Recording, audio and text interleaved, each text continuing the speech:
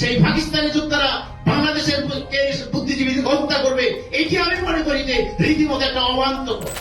সম্প্রতি চট্টগ্রাম বিশ্ববিদ্যালয়ের প্রফেসি এক চাঞ্চল্যকর মন্তব্য করে নতুন বিতর্কের জন্ম দিয়েছেন। তার দাবি, পাক বাহিনী বুদ্ধিজীবীদের হত্যা করবে, এটা অবান্তর বা ভিত্তিহীন। বিজয়ের প্রাক্কালে যখন জাতি শহীদ বুদ্ধিজীবীদের স্মরণ করছে, ঠিক সেই সময়ে একজন শিক্ষাবিদের মুখ থেকে এমন মন্তব্য প্রশ্ন তুলেছে নানামুখী।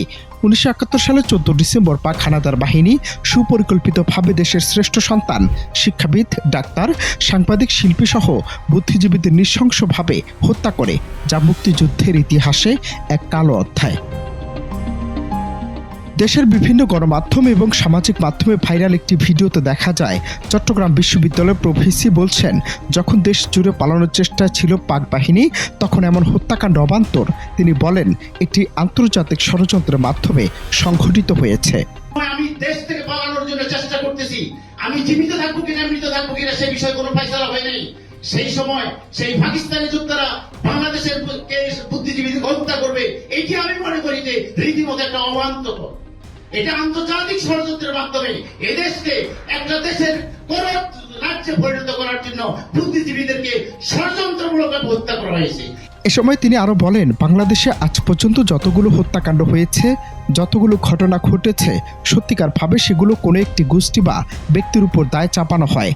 এরপর যখন 15 থেকে 20 বছর অতিক্রম হয়, তখন গিয়ে দেখা যায় প্রকৃত আসামি অন্য কেউ। এসব বিষয়গুলো ন্যারেটিভ তৈরি করতে করা হয় বলেও মন্তব্য করেন তিনি। বাংলাদেশে আজ পর্যন্ত যতগুলো হত্যাকাণ্ড ঘটছে, যতগুলো ঘটনা ঘটেছে, সত্যিকার ভাবে প্রথম ভাবে আমরা সবাই জানি যে কোন একটা গোষ্ঠীর উপর দায় চাপানো হয়, কোন ব্যক্তির উপর দায় চাপানো হয়। 15 বছর 20 বছর পরে দেখি যে ওই লোক খালাস, আসলে প্রকৃত আসামি আরেকজন। বক্তব্যে তিনি দাবি জানিয়ে দেশের বর্তমান অন্তর্বর্তী সরকারের প্রধান উপদেষ্টা ডক্টর মোহাম্মদ ইউনূসের নিকট অনুরোধ জানিয়ে বলেন, 14 ডিসেম্বর আসলে কি ঘটেছিল তা খতিয়ে দেখতে গঠন করা দরকার তদন্ত কমিশন। ইউনূস স্যারের কাছে আমি আজকে একটা প্রশ্ন রাখবো, আপনি একজন দেশের বুদ্ধিজীবী, অনুগ্রহপূর্বক জাতিকে মুক্তি দানের জন্য এই 14 ডিসেম্বর কি ঘটনা ঘটেছিল একটি স্বাধীন নিরপেক্ষ তদন্ত কমিশন গঠন করার জন্য আমি আপনাকে অনুরোধ করব। অনন্ত হাসান মাসুদ, বাংলা টিভি।